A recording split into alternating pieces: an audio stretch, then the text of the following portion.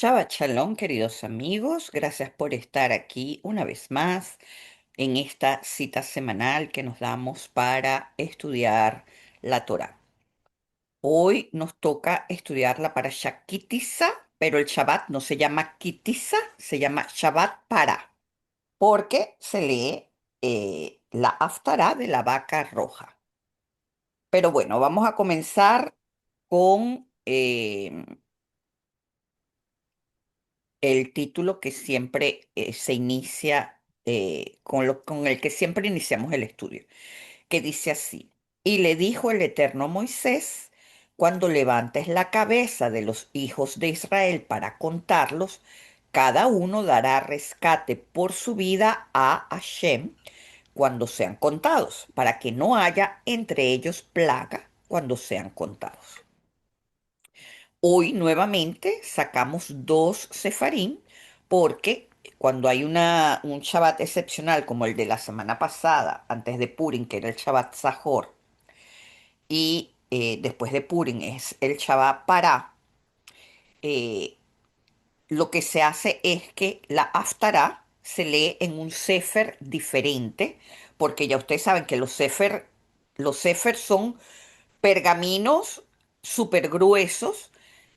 Entonces eh, siempre la lectura adicional tiene que leerse en otro pergamino, porque si no hay que darle la vuelta y buscarlo por todo el Sefer. Entonces se sacan dos Sefer cuando hay cuando hay un Rosh Hodesh que se lee la lectura del Rosh Hodesh, es decir, el episodio cuando Dios dicen que recuerdan el Rosh Hodesh, y en este caso, pues eh, el episodio de la vaca roja. El Midrash nos explica que esta parashá, la de la parashá Pará, es un misterio al punto que ni el rey Salomón sabía cuál era el secreto de esta sección de la Torá. La pregunta es, ¿acaso hoy en día no podemos entenderla? Por supuesto que de todo lo que se lee en la parashá podemos extraer explicaciones, entendimientos, etcétera, etcétera, etcétera. Pero lo que nos quiere decir este Midrash es que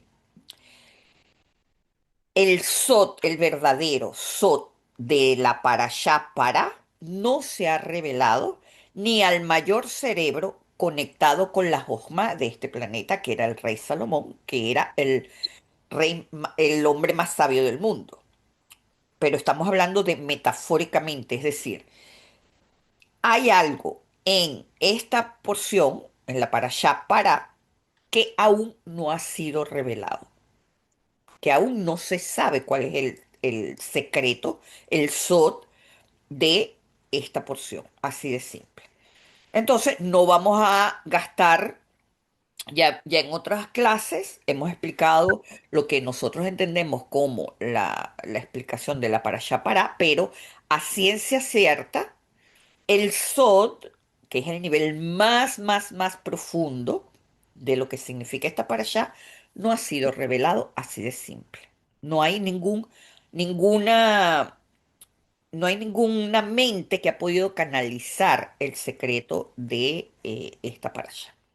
Por otro lado, también hay algo particular en esta porción, y es que las dos primeras aliot de esta parashá Kitizá son irregularmente larguísimas. Y esto no es casualidad. ¿Qué es lo que sucede? Que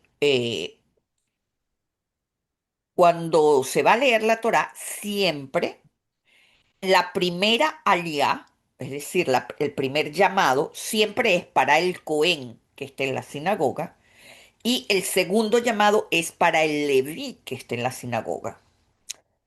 El Cohen era, en este caso, Aarón, pero también el Leví era Moshe.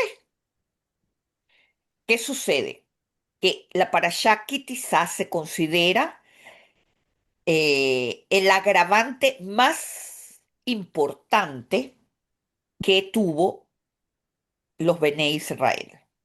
Es decir, eh, se considera la caída más fuerte, más grave, más severa que tuvo el pueblo después de la salida de Egipto.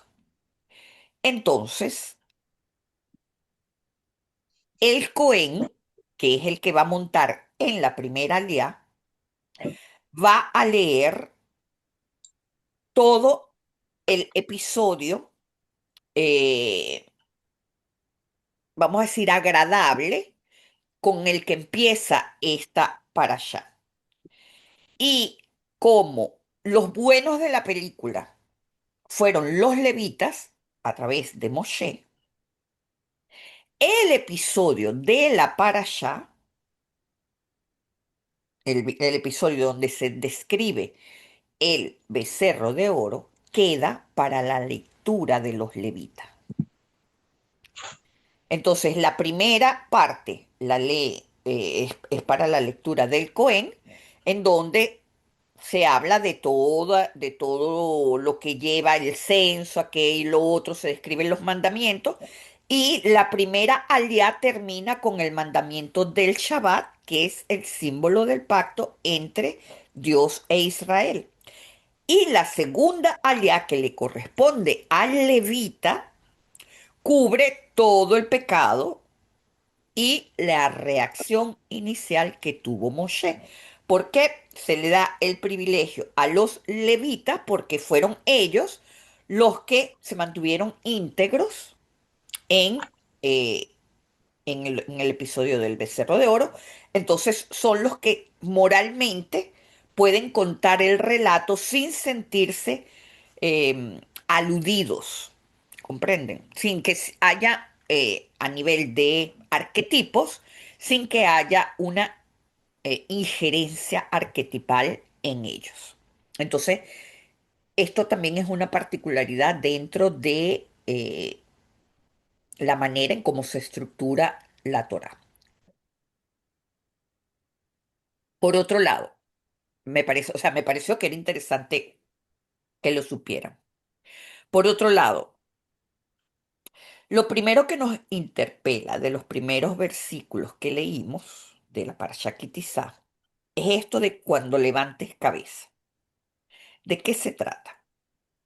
La expresión levantar cabeza, sí que significa contar o hacer un censo en hebreo bíblico, a nivel de cultura y administración, tiene una justificación en el mundo antiguo. Me explico. En los censos, estamos hablando de la Mesopotamia antigua, de Egipto, de Israel, las personas se presentaban físicamente ante el censo. No es como ahora que llega una persona a tu casa y te dice, ¿cuántos viven aquí? Cuatro. Entonces anotan cuatro. Ah, no están trabajando todos. Ok, bueno, cuatro. Y eso se toma como el censo. En aquella época no. Cada persona tenía que presentarse ante el, la persona que estaba censando, ¿verdad? Y la persona tenía que levantar la cabeza para que su rostro fuera reconocido. Entonces, eh, por eso el enunciado de la parasha hace mención a levantar la cabeza, porque al levantar la cabeza también tienes un, digamos, un gesto de dignidad, de orgullo, ¿ok? Entonces, la pregunta es, ¿por qué contar traería una plaga? Yo sé que hablamos un poco de esto ya, pero como la parashá habla de eso, al estudiarla tenemos que tocar el tema porque es parte de la energía que se está manejando. Y lo que nosotros hacemos cuando estudiamos la Torah es abrir entendimiento para que esa energía entre y nos rodee y nos penetre y haga cli, haga Or-Nimi. ¿Ok?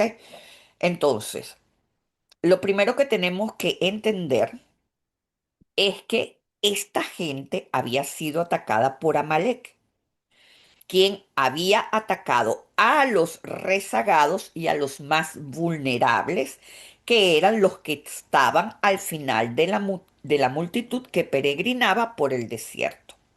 Entonces, Dios quería que ellos honraran a cada persona que había sido atacada. Por eso tenían que saber quién había caído en la batalla, a qué tribu pertenecían y cuántos habían fallecido. Y como prueba tenemos que Dios sabía cuántas almas habían salido de Egipto. Fíjense que en Éxodo 12:37 dice: los israelitas partieron de Ramsés hacia Sucot unos 600.000 hombres de a pie, sin contar los civiles. Entonces, al salir de Egipto, ya había un censo, ya había una cuenta.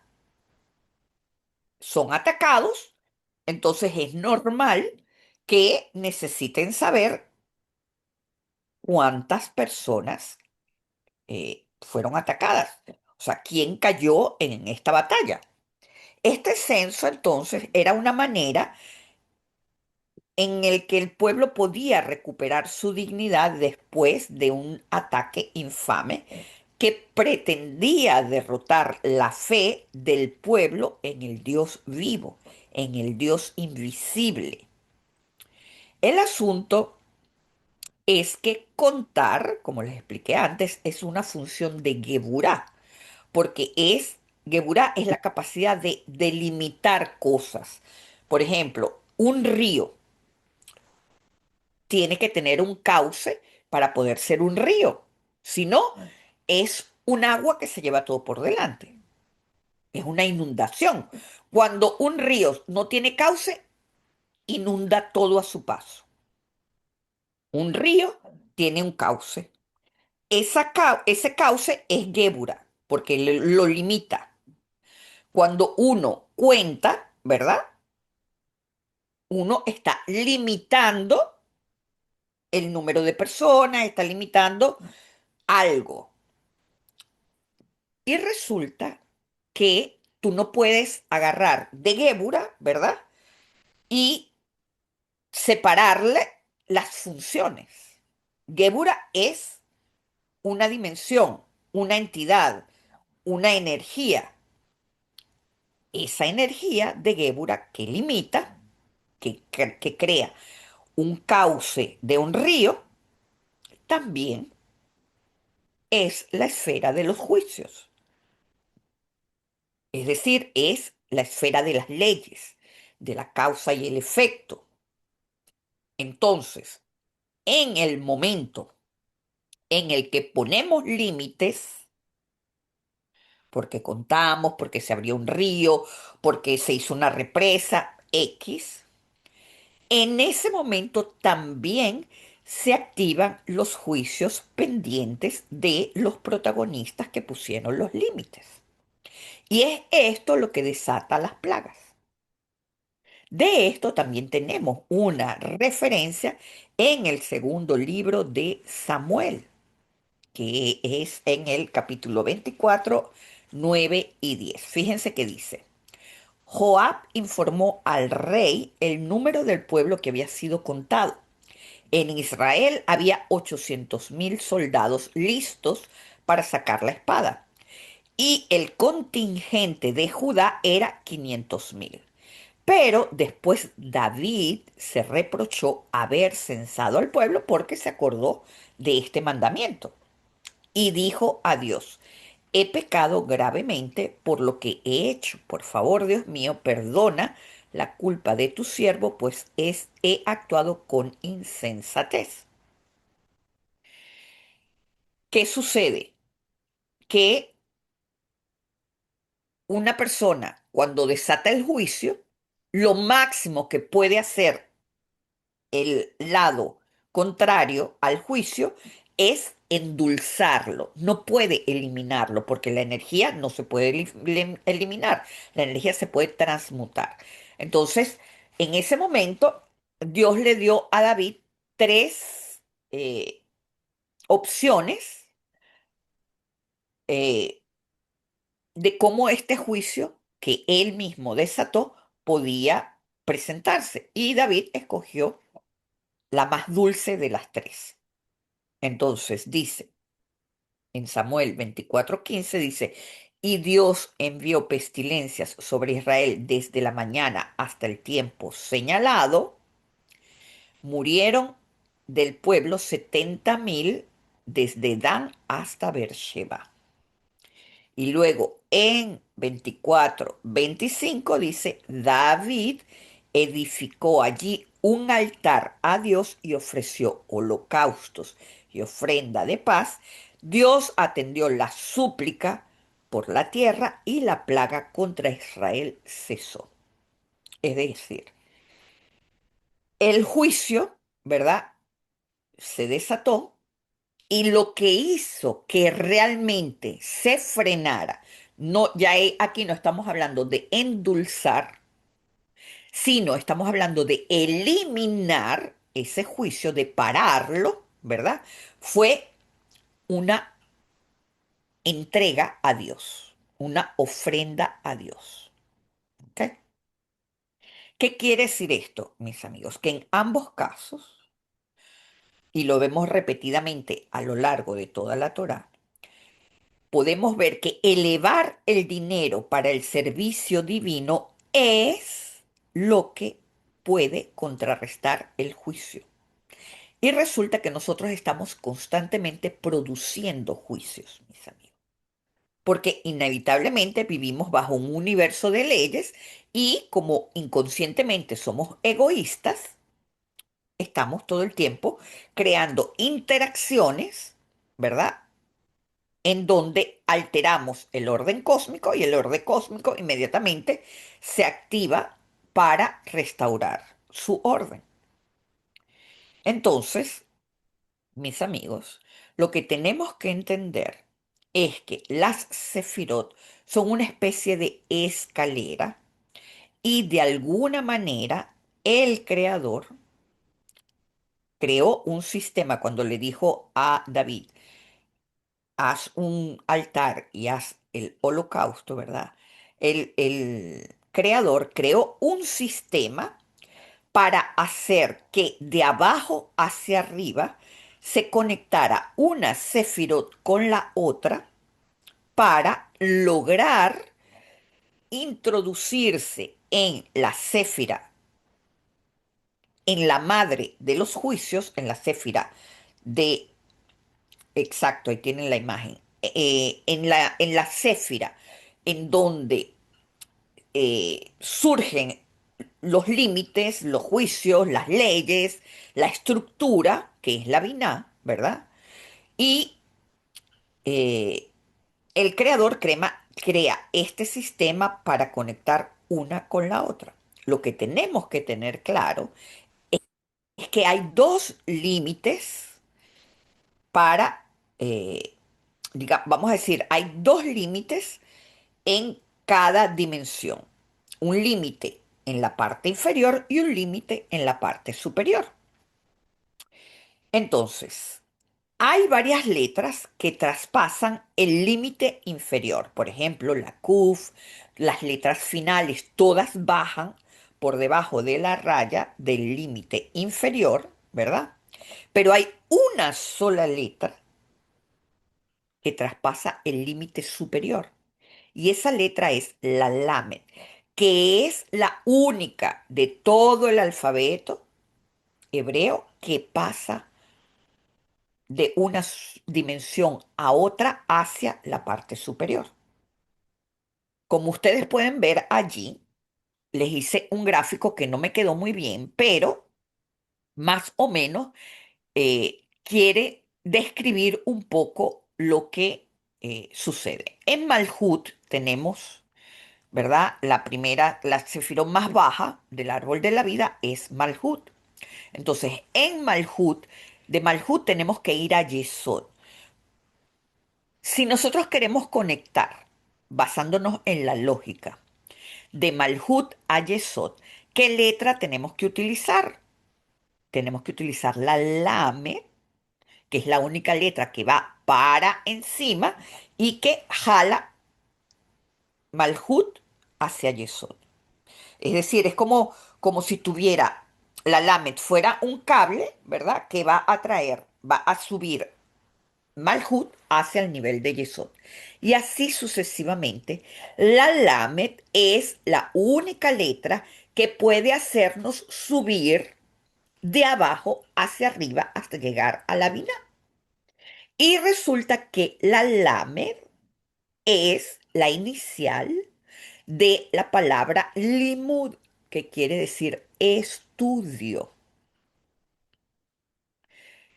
Entonces, mis amigos, lo único que va a hacer que nosotros podamos elevar nuestras ofrendas hacia el nivel de la Biná es la Lámeda. Y es por eso, mis amigos, que todos los sabios enseñan que sostener el estudio de la Torá es lo único que va a hacer que estemos protegidos de cualquier plaga. Y ya sabemos que plaga quiere decir cualquier situación de caos. ¿Ok? Por eso es que sostener el estudio de la Torá nos baña de entendimiento sin siquiera darnos cuenta. El límite superior de la dimensión emocional, ¿verdad? Nos conecta con la Binah. Y esta cualidad hace que todo lo que es monótono, mecánico, subconsciente, autómata, se transforme en aprendizaje. Mientras sea mecánico, mientras sea monótono, mientras esté bajo el piloto automático, eso es como que no entra nada a nuestra vasija. Lo único que hace que todo entre es el entendimiento, mis amigos. Cuando entendemos, entonces ya hacemos las cosas con conciencia. El entendimiento es lo único que puede producir la conciencia. Y la conciencia es la conexión con lo divino. Porque el Dios vivo, el Dios único, es solo conciencia. Cada conciencia es, o cada nivel de conciencia es un extracto de la divinidad, que se expresa en diferentes niveles de conciencia. Así de simple. Entonces, esta es la razón por la cual se insiste tanto en mantener el estudio de la Torá como pilar fundamental del judaísmo, porque es lo que hace que esta raza sobreviva, se destaque, a pesar de ser tan poquitos en el mundo, ¿verdad? Porque no pasan de 18 o 20 millones, son el 0,01% por ciento de la población mundial, pero es una gente que destaca en el mundo justamente porque su pilar fundamental es el estudio de la Torá. La columna vertebral de todo lo que es en lo cual se fundamenta es el estudio de la Torá. ¿Ok? Por otro lado, Rashi explica que los números, es decir, las personas que han sido numeradas, están sujetas a la influencia del mal ojo, como les dije en Purim. Y por lo tanto, si los cuentas por sus cabezas, la peste puede sobrevenirles, como encontramos que sucedió en los días del rey David, con los que le acabo de contar. Está claro que no contamos a la persona para evitar el mal de ojo y sus consecuencias. Pero la pregunta es, ¿acaso el dinero o las cosas no están expuestas al mal ojo. Eso sería igual de grave que el mal ojo a una persona, porque el mal ojo es el malo ojo. La Torá explica, o Rashi explica en su comentario de la Torá, que el dolor de la vista reside en el deseo y en el orgullo. ¿Qué quiere decir esto, mis amigos? Cuando cuentas algo que es dinero, personas, posesiones, y dices, tengo exactamente 1000, estás presumiendo un número. Entonces, aquí estamos entendiendo que se está hablando de contar en voz alta. ¿Ok? Porque yo, por ejemplo, cuando yo voy a la sinagoga los jueves en la mañana, que somos muy poquitos, hay que saber si tenemos minyan o no. Entonces uno echa un vistazo así, si estamos poquitos, entonces rápidamente uno hace el conteo, ta, ta, ta, ta, ta, pero todo en voz baja. Bueno, lo que se quiere decir es que si tenemos un número exacto, por ejemplo, 1000, ¿verdad? Este objeto se hace visible y se hace limitado. ¿Y qué es lo que sucede? Que todo en este mundo tiene que ser a imagen de Dios. ¿Y cómo es Dios? Dios es lo contrario del límite. Dios es la expansión. Por eso se dice en el Midrash que Dios prefiere las cosas un poco ocultas o que no son el centro de atención. Entonces, el problema no es contar. El problema es presumir de lo contado, dedicándolo a lo profano, porque cuando lo contado se llena de orgullo, entonces ya se desconecta del mundo de lo ilimitado y queda dedicado a lo profano. Entonces, si cuentas para elevarlo a lo sagrado, no hay mal ojo posible, porque no hay orgullo sobre el objeto. Por eso tenemos la misma de el demi-shekel. ¿Qué sucede? Cuando tú vas a dar el demi-shekel, tú inevitablemente tú cuentas un número. Pero, ¿qué sucede? Que ese demi-shekel tú lo estás elevando para este proceso de elevación a lo divino. Entonces, ya el objeto deja de ser dedicado a lo profano y es dedicado a lo infinito. Por eso sobre el objeto no cae el orgullo y sobre el objeto que no cae el orgullo no puede caer el mal ojo. ¿Me entiende? El mal ojo proviene de el orgullo, del ego. Por otro lado, el Midrash Tanhumá dice algo muy lindo. Dice, Dios le dijo a Moshe, si quieres saber el número de personas, solo necesitas sumar la primera letra de los nombres de cada una de las tribus y esto te dará su número. El Resh en la palabra Rubén significa 200.000. La Shin en Simeón representa 300.000. Las Yod en los nombres de Judá, Isaacar y José suman 30.000. Y la Num en Neftalí representa 50.000. Y el Zayin en el nombre de Zabulón representa 7.000. El Dalet en Dan es 4.000 y el Gimel en Gad es 3.000. El Bet en Benjamín es 2.000 y el Aleph en Aser es 1.000, totalizando 597.000 en total. Los 3.000 entonces que no son contabilizados son los que fueron asesinados en el momento del episodio del Becerro de Oro. Y en realidad esto era lo que quería saber Dios cuando hizo este censo. Por lo tanto, el santo, bendito sea él, le dijo a Moisés, estás tomando el recuento para saber cuántos faltan. Rabí Menashe dijo, en el nombre de Rabí Bebai, que esto puede compararse con un rey que tenía muchas ovejas. Cuando los lobos atacaron y destruyeron algunas de ellas, el rey les dijo a su pastor: cuenta las ovejas y descubre cuántas faltan. Asimismo, el santo bendito sea le dijo a Moisés: ve y cuenta a los israelitas y descubre cuántos faltan. Lo cierto, mis amigos, es que a Dios no le interesaba saber cuántos eran, sino cuántos habían caído en el enfrentamiento con Amalek, porque los caídos solo se mantienen vivos cuando se les recuerda y se les reconoce.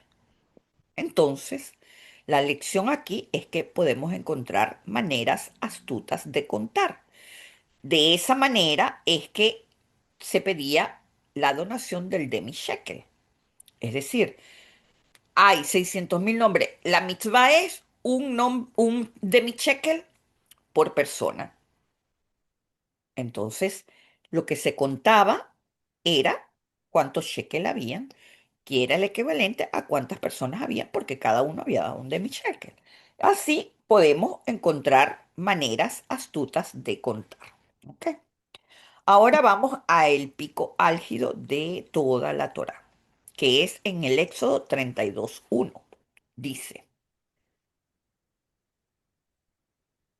y viendo el pueblo que Moisés tardaba en descender del monte, juntaron contra Aarón, o sea, se juntaron contra Aarón y le dijeron: levántate y haznos un Dios que vaya delante de nosotros, porque no sabemos qué le haya pasado a este Moisés, el hombre que nos sacó de la tierra de Egipto.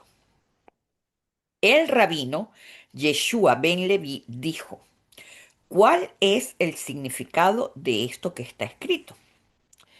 El pueblo vio que Moisés tardó en bajar del monte. Entonces dice: no leas la palabra en el versículo como Boshesh, tardó. Léela más bien como Baushes. Ya ustedes saben que no hay vocales en la Torah. Entonces dice: no lo leas como Boshesh, léelo como Baushesh, que quiere decir ha llegado 6 horas tarde. O se ha retardado 6 horas. Cuando Moisés ascendió a lo alto, le dijo al pueblo: en 40 días, al comienzo de las 6 horas, vendré. Después de 40 días, Satanás vino y trajo confusión al mundo por medio de una tormenta, y fue imposible determinar el tiempo, si era de día o si era de noche. Satanás dijo a los judíos: ¿dónde está tu maestro Moisés? Y ellos respondieron: él ascendió a lo alto. Él les dijo: han llegado 6 horas y aún no ha venido, seguramente no vendrá. Y no le prestaron atención. Satanás le dijo: Moisés murió. Y no le prestaron atención. Finalmente les mostró una imagen de su lecho de muerte y una imagen del cadáver de Moisés en una nube. Y esto fue lo que el pueblo judío le dijo a Aarón: porque a este Moisés, el hombre que nos sacó de la tierra de Egipto, no sabemos qué le haya acontecido.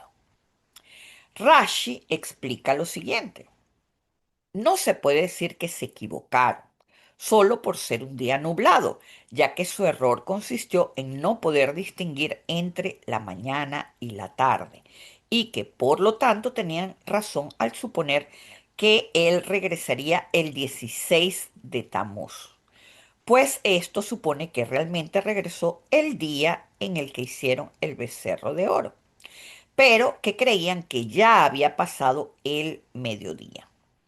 Pues de hecho Moisés no bajó sino hasta el día siguiente, el día después de haber hecho el becerro de oro.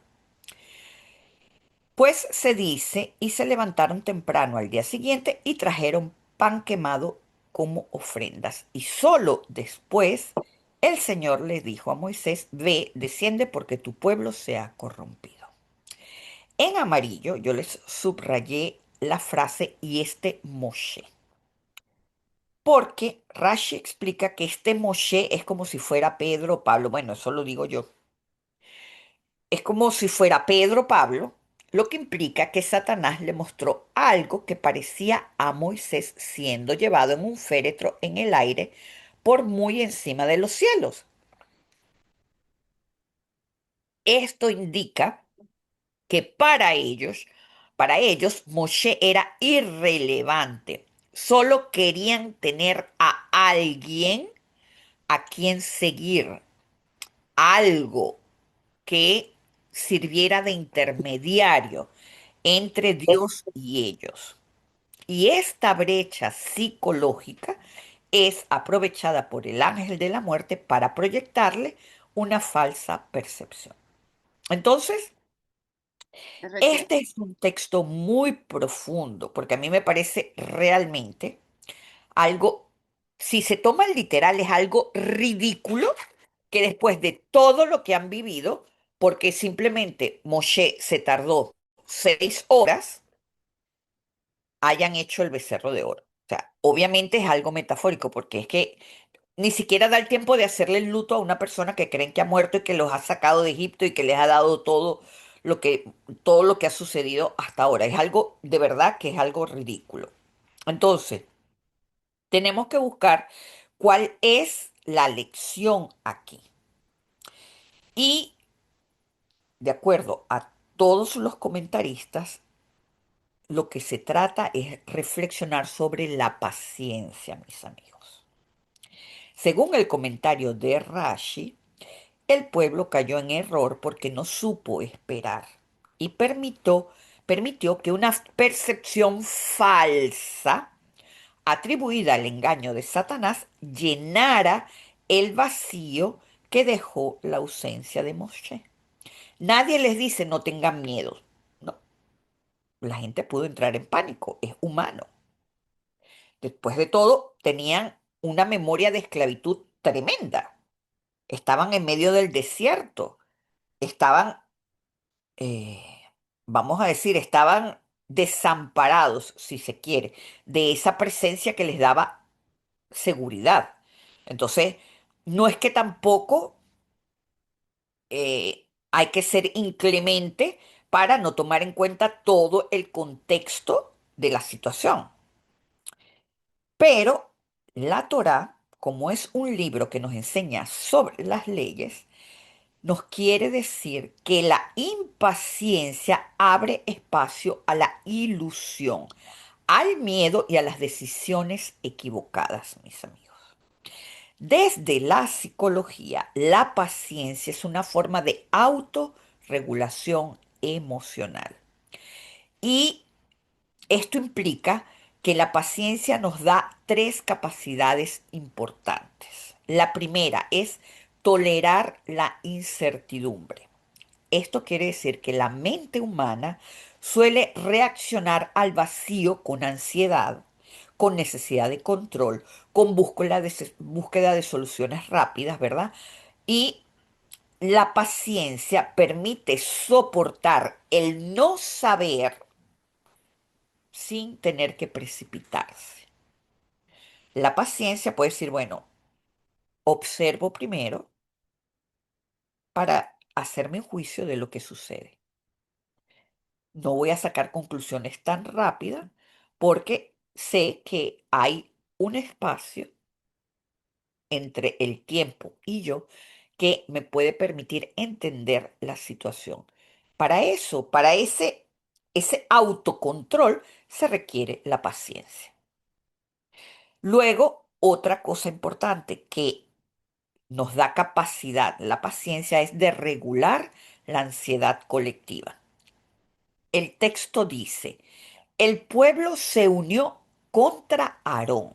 Es decir, Aarón sintió que su vida estaba en peligro.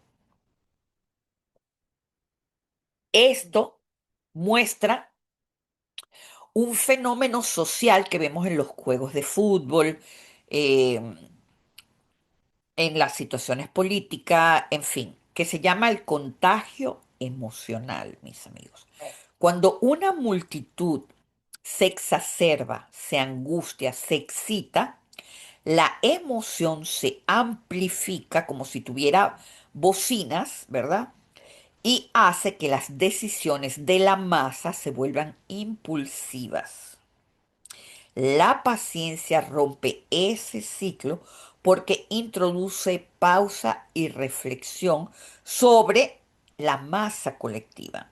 Es decir, una persona que ha trabajado su paciencia puede estar en medio de esa multitud que se desborda, que se enloquece, que destruye todo, pero ella se va a mantener ecuánime y observando porque tiene esa capacidad de hacer una pausa y de reflexionar sobre lo que está haciendo la masa y no dejarse llevar por una energía colectiva. ¿Ok?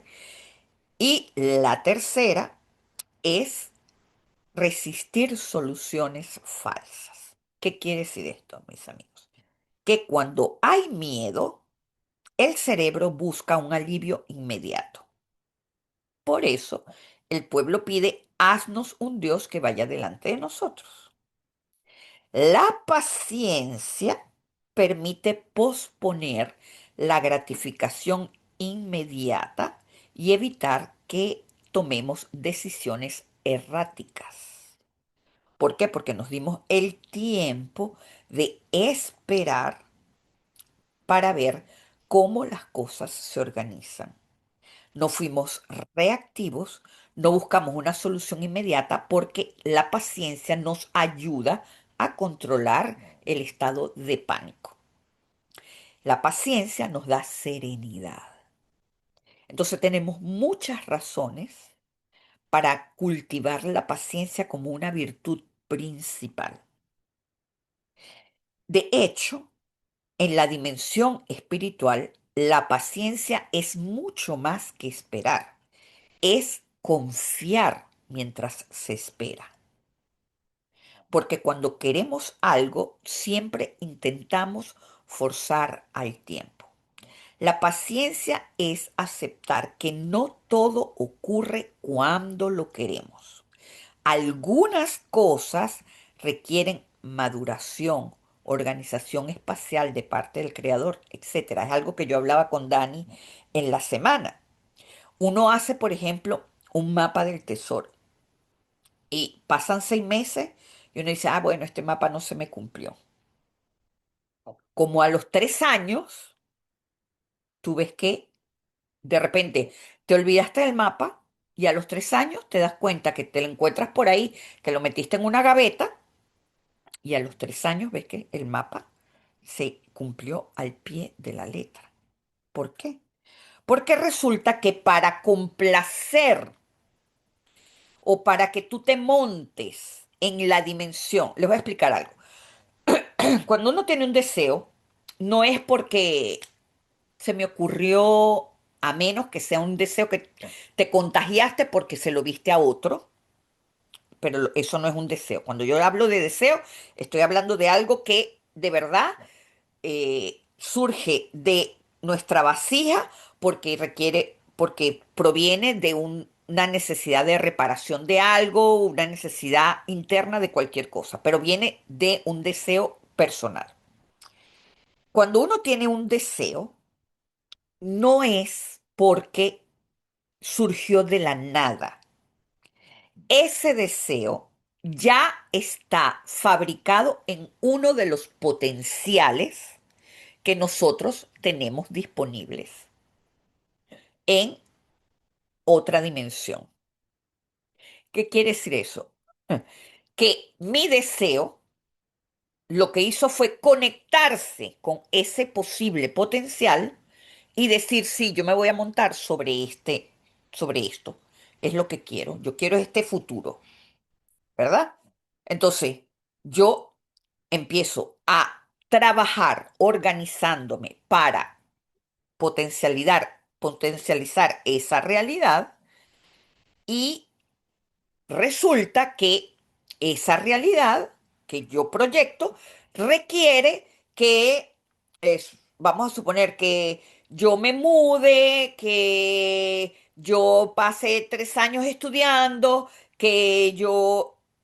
para que ese futuro se materialice, ese futuro que yo visualicé, el, el, vamos a decir, nuestro doble, nuestra alma, necesita organizar el espacio, el tiempo, las cosas para que se adapte exactamente a esa foto mental que nosotros tenemos, que es ese potencial. Entonces, mis amigos, cuando el problema que tenemos es que psicológicamente, cuando deseamos algo intensamente, inmediatamente surge una tensión interna entre el deseo de que se haga ya y el tiempo real en el que las cosas suceden. Cuando surge esta tensión, porque esta tensión surge de nuestro cerebro animal, de nuestro cerebro reptil, ¿verdad? Y el tiempo real en el que suceden las cosas surge de nuestro potencial futuro, entonces ambas cosas entran como en pelea, porque quiero que se haga ya, pero no, las condiciones no están dadas. ¿Qué sucede? Que ese desfase produce miedo, produce ansiedad y el cerebro intenta reducir esa ansiedad mediante tres mecanismos.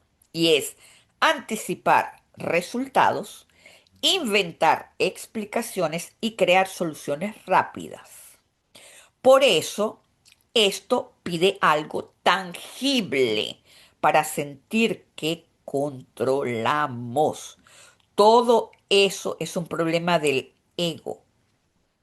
Así que necesitamos saber esperar y confiar en que pase lo que pase, el universo está trabajando para responder siempre a nuestros vacíos. Hay que confiar en un Dios invisible y esto es lo que quiso combatir Amalek. Y todo el problema del becerro de oro fue esto. Sintieron que Moshe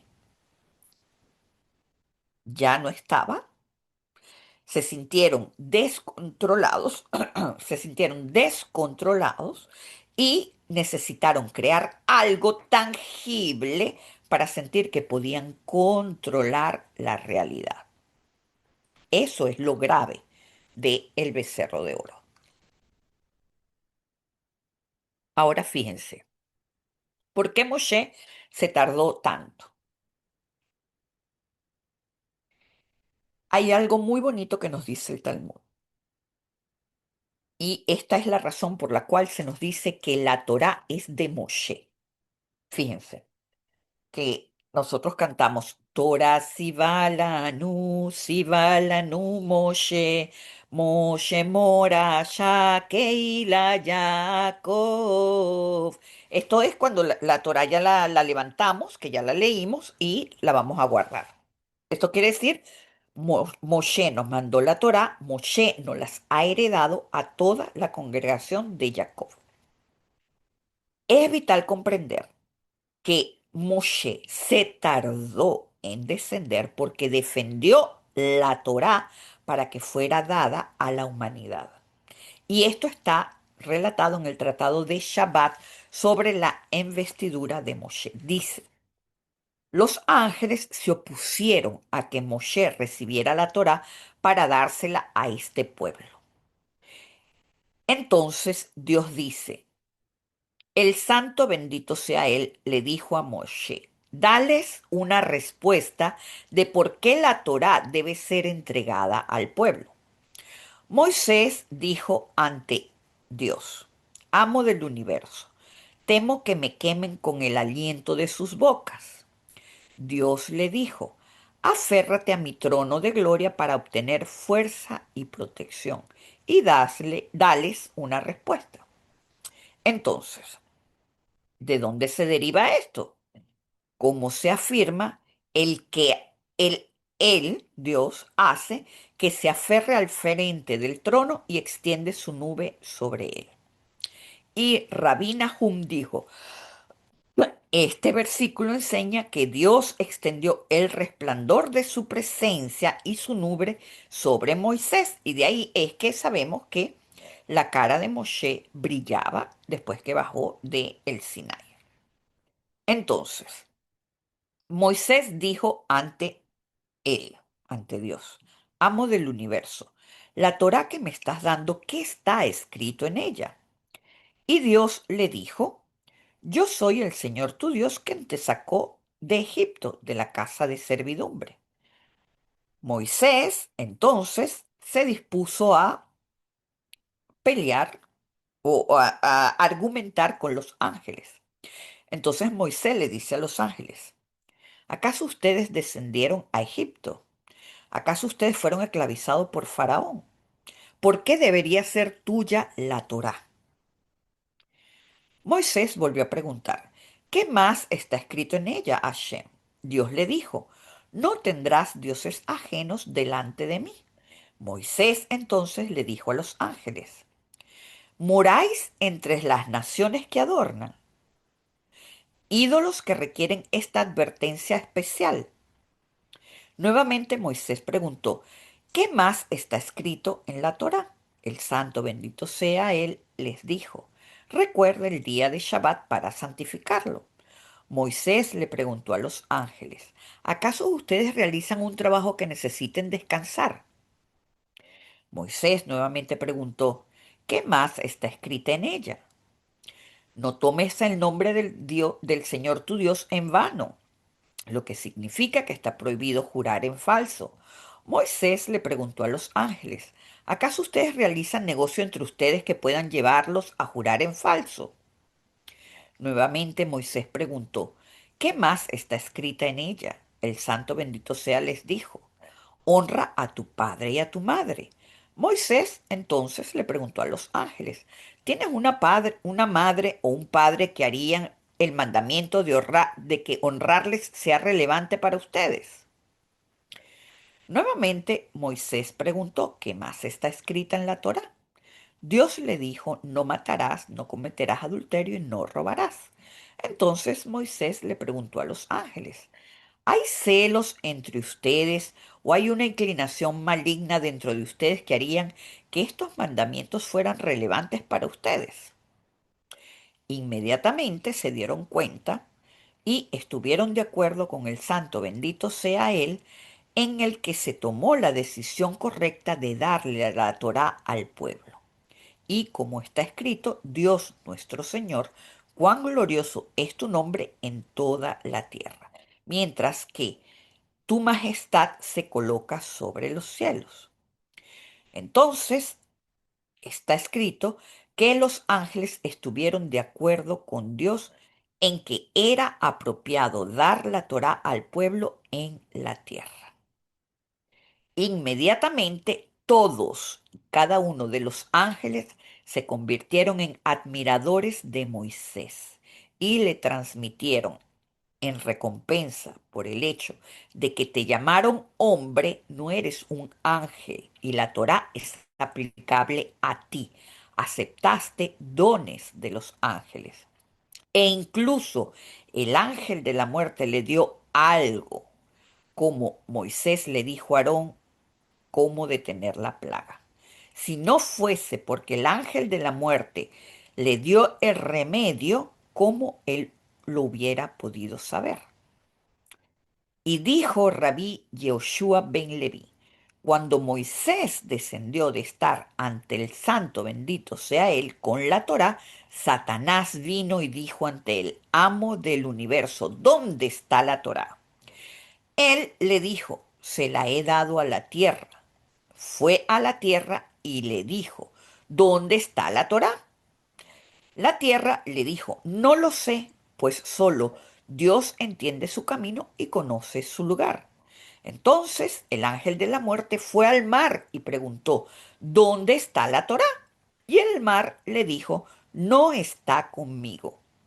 Fue a las profundidades y preguntó, ¿dónde está la Torá? Y las profundidades dijeron, no está dentro de mí. Satanás regresó y dijo ante el santo, bendito sea él, Señor del universo. Busqué la Torá por toda la tierra y no la encontré. Entonces Dios le dijo, ve a Moisés, hijo de Amram. Él fue a Moisés y le dijo, la Torá que el santo, bendito sea él, te dio, ¿dónde está? Moisés evadió la pregunta y le dijo, ¿y qué soy yo para que el santo, bendito sea él, me haya dado la Torá? Yo soy indigno. El santo, bendito sea él, le dijo a Moisés, Moisés, ¿acaso eres un invento? Moisés dijo ante él, amo del universo, tú tienes un tesoro escondido en el cual te deleitas cada día. ¿Debo tomar crédito por mí mismo y decir que tú me lo diste? El santo, bendito sea él, le dijo a Moisés, ya que te menospreciaste a ti mismo, la Torá será llamada por tu nombre como está escrito. Recuerda la Torá de Moshe, mi siervo, a quien encargué leyes y estatutos para todo Israel.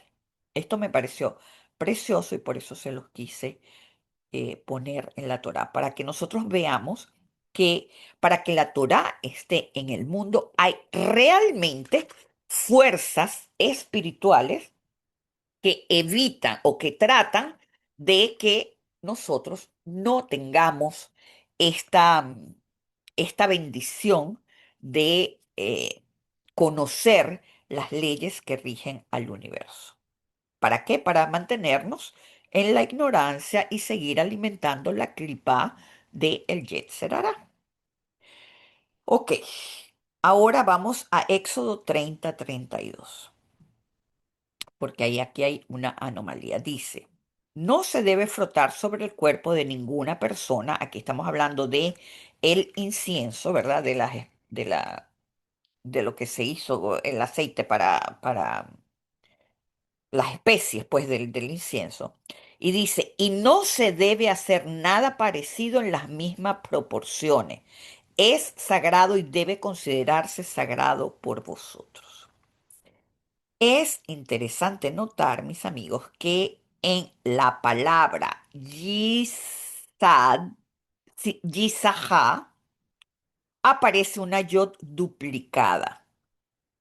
Desde el punto de vista gramatical, esa segunda yod no cambia la raíz ni el significado. Es una forma de ortografía plena usada a veces para marcar una vocal larga. No añade una nueva consonante ni altera la conjugación.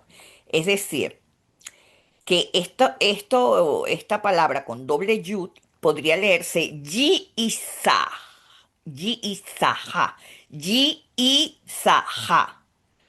Es decir, la i se prolonga, es lo que nos quiere decir el texto, ¿ok? Sin embargo, el detalle resulta sugestivo, precisamente en un versículo que prohíbe la duplicación de la fórmula del aceite, aparece una letra duplicada que no agrega contenido semántico adicional.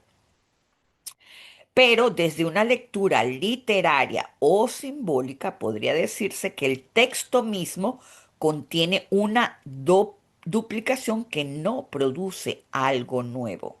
Es decir, así como copiar el aceite produciría una sustancia química igual, pero espiritualmente vacía, porque lo que se vuelve cotidiano corre el riesgo de automatizarse. Y es esto, lo automático, lo que hace que el acto se vuelva profano. Entonces, el texto está estableciendo que la santidad no se reside en la fórmula química, sino en para qué se utiliza, en la exclusividad del uso que le damos. ¿Qué quiere decir esto, mis amigos? La duplicación del aceite podría ser un acto de magia, es decir, intentar manipular lo divino a través de la técnica.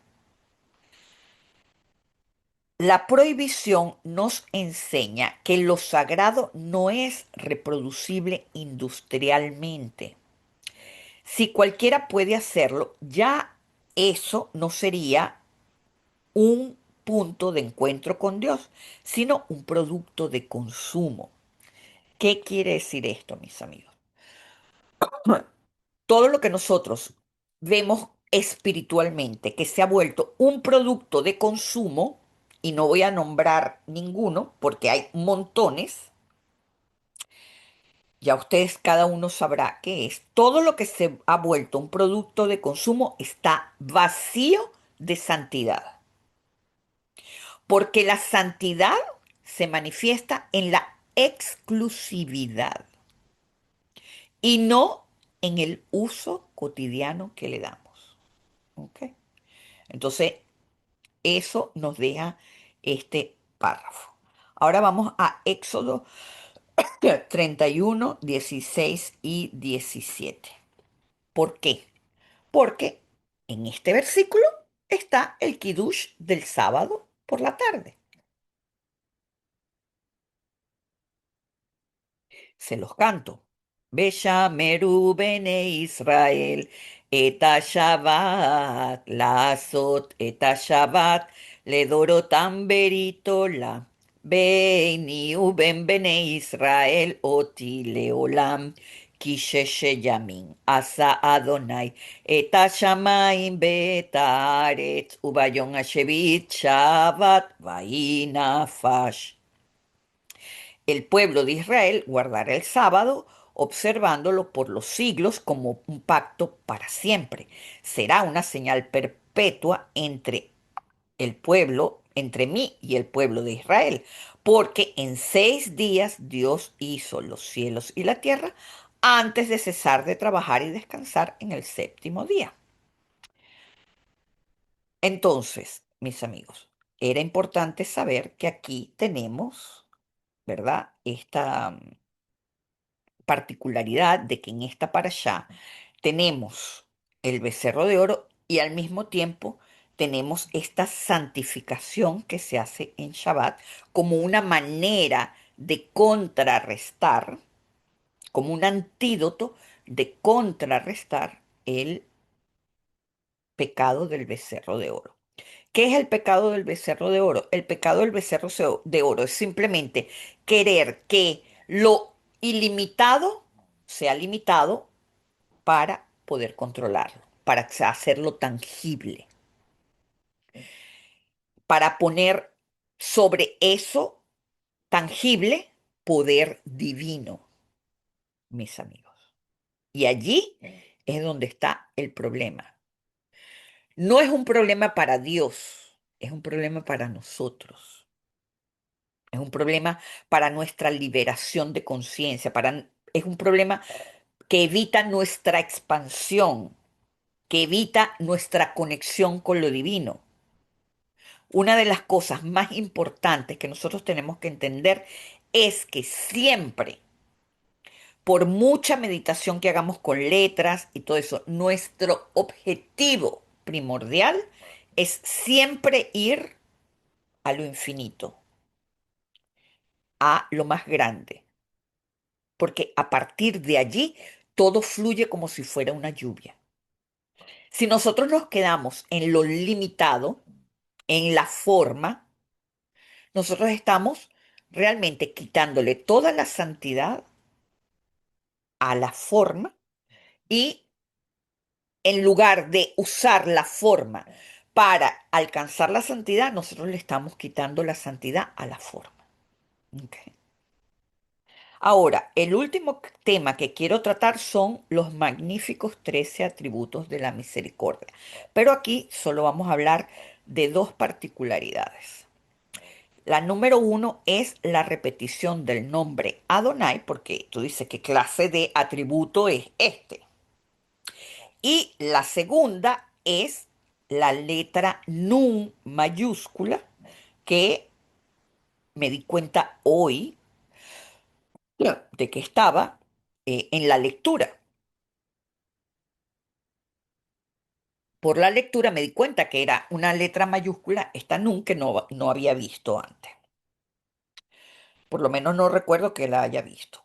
Entonces, ¿qué nos dice los 13 atributos? Dicen, el Eterno pasó delante de él, delante de Moshe, y proclamó, Adonai, Adonai. Deidad compasiva y clemente, lenta para la ira, abundante en bondad y fidelidad, extendiendo su bondad hasta la milésima generación, perdonando la iniquidad, la transgresión y el pecado, pero no remitiendo todo castigo, sino visitando la iniquidad de los padres sobre los hijos y sobre los hijos de los hijos hasta la tercera y cuarta generación. Entonces, vamos primero con la repetición del nombre Adonai. ¿Qué clase de atributo es este? Rashi nos explica que en la Torá aparecen varios nombres de Dios, pero cada uno representa una faceta de la energía universal. Nos explica que Dios se dio cuenta que el mundo no subsiste bajo el nombre de Elohim, que es lo que rige a la naturaleza, la física, la química, la medicina, etcétera, etcétera, etcétera. Pero Elohim no rige el amor sobre el amor empático, ¿ok? Elohim rige el amor a nivel de la abundancia de la naturaleza, pero no es el amor empático, ese amor que conecta con el otro. Entonces, Yud Kei Vav Kei se revela y se pone por encima del juicio, de la severidad, se pone del lado de perdón y de la comprensión para imponer la misericordia sobre la justicia. Entonces, este primer Amonai nos revela la misericordia misma aplicado al mundo entero. El segundo, Amonai, que es el repetido una segunda vez, nos dice Rashi que este tiene que ver con la misericordia aplicada a las acciones del hombre. ¿Qué quiere decir esto, mis amigos? Cuando el mundo se creó, había en él caos, no había empatía. Y la única especie que sobrevivió a la gran colisión que extinguió a los dinosaurios fueron estos pequeños mamíferos que daban de mamar y que sintieron amor por sus criaturas. La empatía nace de los mamíferos. Así que este no nace de la capacidad de reproducirse, nace de la capacidad de amamantar a sus criaturas. Así que este ingrediente se introdujo en el mundo y fue lo que hizo progresar a la humanidad. Entonces, este segundo Amonai se refiere al hombre que se arrepiente de hacerle el mal a otro, el hombre que hace teshuvá. Es decir, para evitar el juicio producido por nuestros pensamientos y nuestras acciones negativas, debemos hacer teshuvá sincera, que es la reparación total del mal ocasionado. De esta manera, el hombre reconstruye el nombre de Dios, que es el primer Amonai de los 13 atributos, que se trata del estado que tenía el hombre antes de la caída. Dice Rashi que este atributo también fue llamado Amonai porque es estrictamente divino, ya que ningún hombre puede pretender regresar a ser exactamente el mismo después de ocasionarle mal al otro o de ser objeto de que otro le haga mal. Fíjense, de que ser objeto de que otro le haga mal. Nos está diciendo que él mismo, que es objeto de que el otro le haga mal, es el que él mismo se produjo el mal. Él le ocasionó mal al otro y él mismo es responsable del mal que el otro le ocasionó. ¿Ok? Entonces, solo este nombre de Dios puede borrar para siempre la falta como si nunca se hubiese cometido. Es por eso que una herida siempre queda en la memoria y lo que parece un recuerdo de una experiencia a veces es un trauma, una traza de rencor o un sentimiento de culpa. Para poder hacer verdaderamente Teshuvah, hay que olvidar por completo el episodio como si éste nunca se hubiese producido. ¿Ok? Ahora, esta explicación es para los dos primeros atributos. Y lo otro que vamos a hablar es el Notzer Gesed, porque este comienza con una nun mayúscula. Notzer Gesed quiere decir aquel que guarda la bondad, que la preserva, que la conserva. ¿Ok? ¿Y por qué? La pregunta es ¿por qué la nun está en mayúscula? Fíjense algo. Hay una respuesta. Cuando notzer significa guardar la bondad, quiere decir que al aumentar la nun, esto hace que la misericordia divina sea inmensamente más grande que las leyes del causa y efecto, que es lo que nosotros llamamos castigo. De hecho, si no fuera por esta nun mayúscula, el mundo no estaría en pie. El mundo hace años se hubiese destruido. Es gracias a esta nun mayúscula que nuestras faltas se minimizan ante la inmensa misericordia de lo divino. ¿Ok? Pero aparte de eso, nun, la nun es la primera palabra, la primera letra de la palabra nefilá, que quiere decir caída. La nun también es la letra de la profundidad, mis amigos. ¿Qué quiere decir esto? Que la caída puede servir para dos cosas. O para llevarte a el caos, o para llevarte a lo profundo de ti e internalizar por qué has caído. Internalizar dónde eres responsable. Y es eso lo que nos va a llevar a la misericordia.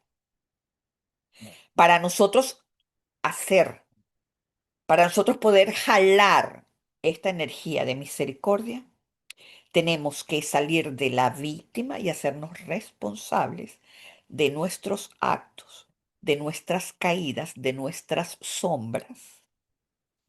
Y eso hace que nos metamos dentro de la biná que entra a través de la gematría 50, porque ya sabemos que el 50, que es la gematría de la letra Nun, la puerta de la Biná, la puerta número 50.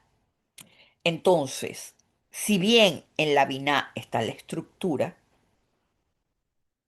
están las leyes, los 13 atributos de la misericordia han inyectado, se han revelado y han inyectado bondad en todo el sistema de la naturaleza y del cosmos, mis amigos.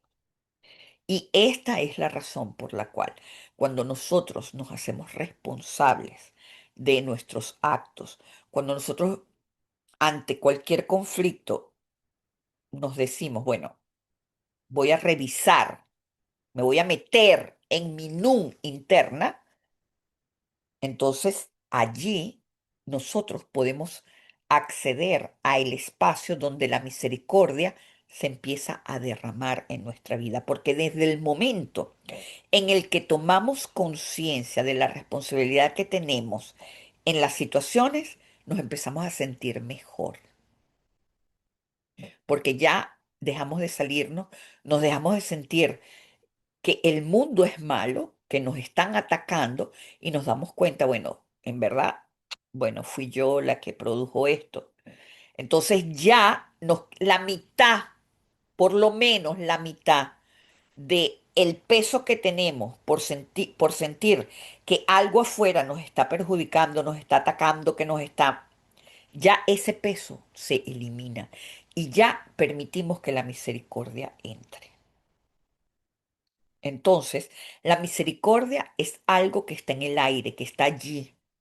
Son átomos inteligentes que están produciendo energía constantemente a nuestro alrededor. Solamente lo tenemos que dejar entrar, mis amigos. ¿Ok? Vamos ahora sí a las preguntas y respuestas.